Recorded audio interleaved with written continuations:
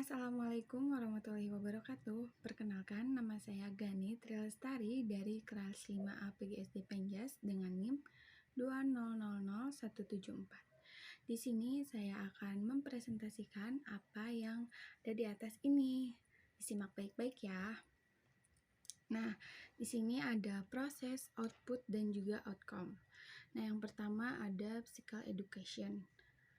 Physical education ini apa sih? Nah, pendidikan melalui aktivitas jasmani merupakan suatu proses pendidikan dengan menggunakan gerak sebagai medianya yang dilakukan secara sistematis untuk meningkatkan dan mengembangkan keterampilan motorik, sikap, nilai-nilai sosial, emosional, dan juga intelektual.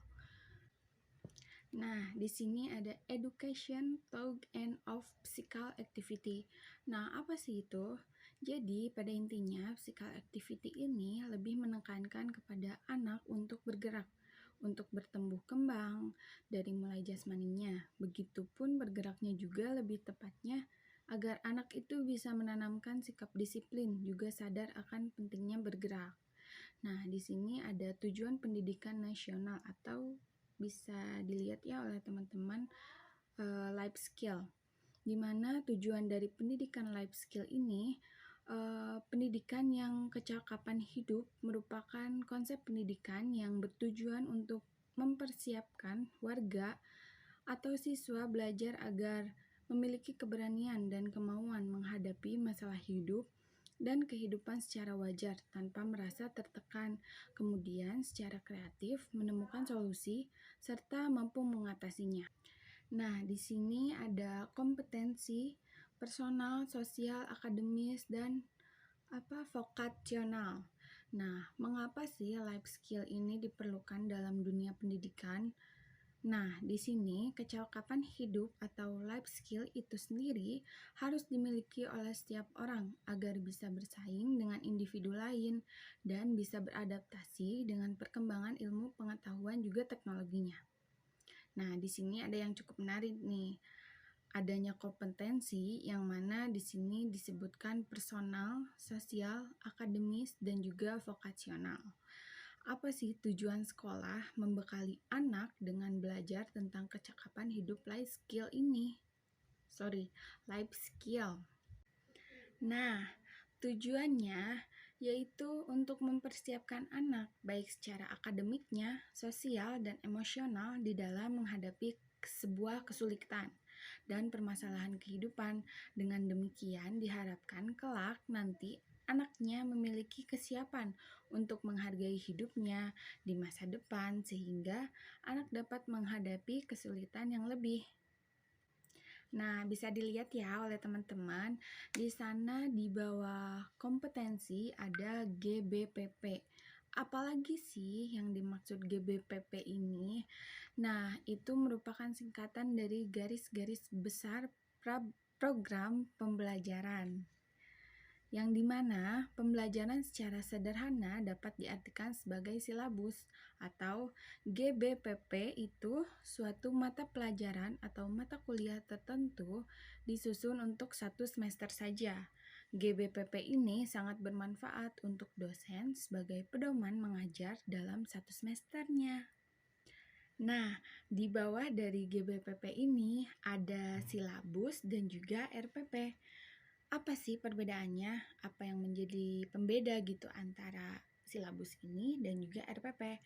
Nah, jadi perbedaan silabus dan juga RPP bisa dilihat dari isi dan proses pembuatannya. Misalnya nih, silabus ini tidak membuat langkah-langkah pembelajaran, sedangkan RPP ini sendiri membuat langkah-langkah pembelajaran. Nah, semisal silabus ini disusun oleh tim penyusun kurikulum, diperiksa oleh ketua program studi, dan disahkan oleh dekan. Sedangkan RPP ini dibuat oleh siapa ya? Nah, jadi RPP ini atau rencana pelaksanaan pembelajaran adalah pegangan seorang guru dalam mengajar di dalam kelasnya. RPP dibuat oleh guru untuk membantunya dalam mengajar agar sesuai dengan standar kompetensi dan kompetensi dasar pada hal tersebut. Nah, baik, kita lihat dulu ya gambar yang ada di atas. Di sini ada tug and off yang meliputi tujuan pendidikan nasional, life skill, kompetensi, GBPP, silabus, dan juga RPP-nya. Terus apa sih maksudnya? Jadi, tag on off ini meliputi aktivitas permainan olahraga, aktivitas pengembangan, aktivitas uji diri, aktivitas ritmik, aktivitas air, aktivitas luar sekolah atau alam bebas, dan terakhir ada pendidikan kesehatan. Nah, baik rekan-rekan semua, kan tadi saya sudah menjelaskan ya tentang bagaimana isi dari proses itu sendiri. Nah, di sini ada output yang mana ada tanda panah di situ psikal literasi, bisa dilihat ya. Nah, aktivitas fisik ini atau bisa kita sebut psikal literasi menurut Trotter dan kawan-kawan pada tahun 2010, literasi fisik merupakan konsep kebiasaan gaya hidup sehat, di mana bisa kita lihat ya, literasi fisik ini ada beberapa komponen. Seharusnya ada 4 komponen yang saling terkait, yaitu yang pertama ada motivasi atau sebuah keyakinan, kedua ada fisik, yang ketiga ada kognitif atau pengetahuan dan pemahaman, dan yang terakhir ada perilaku. Nah, di sini ada 3 panah yang membentuk lingkaran. Yang pertama itu ada motivation atau knowledge valuing, bisa dilihat ya oleh rekan-rekan semua, di mana yang berartikan motivasi atau keyakinan untuk menghargai pengetahuan, dan di panah selanjutnya ada physical competence, yaitu kompetensi fisik, dan yang ketiga itu ada confident to be, yang berarti percaya diri dan menjadikan aktivitas for life atau aktif seumur hidup. Nah, jadi di dalam output itu sendiri ada yang berakhiran aktif for life, di mana aktif for life ini untuk aktif seumur hidup. Nah, tadi kan sudah menjelaskan mengenai output dari psikal literasi ini. Ada lagi nih yang namanya outcome. Nah, apa sih dari outcome ini tersendiri?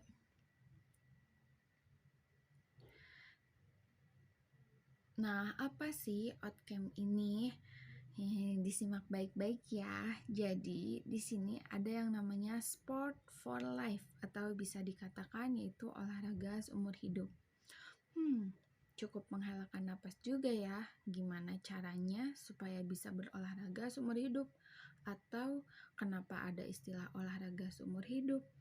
Nah, baik, mungkin di sini saya akan membacakan terlebih dahulu kolom atau apa ya ini bisa kita lihat tabel yang berwarna-warni ini. Jadi di gambar itu ada active for life, more active student for healthier generation. Nah, yang pertama ada competitive for life, yang kedua ada fit for life. Apa sih kenapa harus dilingkarin gitu ya? Jadi, maksud dari yang sudah dilingkarin ini yaitu untuk aktif seumur hidup. Siswa yang lebih aktif untuk generasi yang lebih sehat. Jadi maksudnya kita harus olahraga secara terus-menerus gitu supaya sehat dan aktif seumur hidup. Jelas tidak seperti itu ya teman-teman. Bukan berarti kita melakukan olahraga dan tidak berhenti-henti. Tapi memang pada dasarnya berolahraga ini, apalagi secara rutin, untuk menjaga tubuh tetap sehat dan kuat itu harus dan juga bagus. Tapi jangan juga berolahraga secara berlebihan, karena bisa memberikan dampak negatif pada tubuh. Banyak orang yang berolahraga secara berlebihan agar target atau tujuannya itu cepat tercapai, padahal itu adalah cara yang salah. Nah, baik, balik lagi ya kepada gambar yang ada di atas. Di situ disebutkan ada trying to win, trying to compete, dan trying to train. Nah, di sini yang berarti bahwa berlatih untuk menang, berlatih untuk bersaing, dan melatih untuk melatih. Nah, di pinggir dari tabel ini ada dikelilingi oleh podium pathway building a solid foundation. Yaitu merupakan jalur podium atau membangun pondasi yang kokoh. Nah, bisa dilihat ya oleh rekan-rekan semua yang berwarna kuning itu learn to train, di mana itu merupakan belajar melatih. Yang kedua ada fundamentals, yang ketiga ada active start, mulai aktif. Nah, jadi keterlibatan pertama atau kesadaran sadar akan perkembangan dan juga mengembangkan literasi fisik, juga sadar akan literasi fisik untuk hidup. Saya Ganita Lestari pamit undur diri. Saya ucapkan terima kasih telah menonton video ini sampai selesai. Kurang lebihnya saya mohon maaf. Wassalamualaikum warahmatullahi wabarakatuh.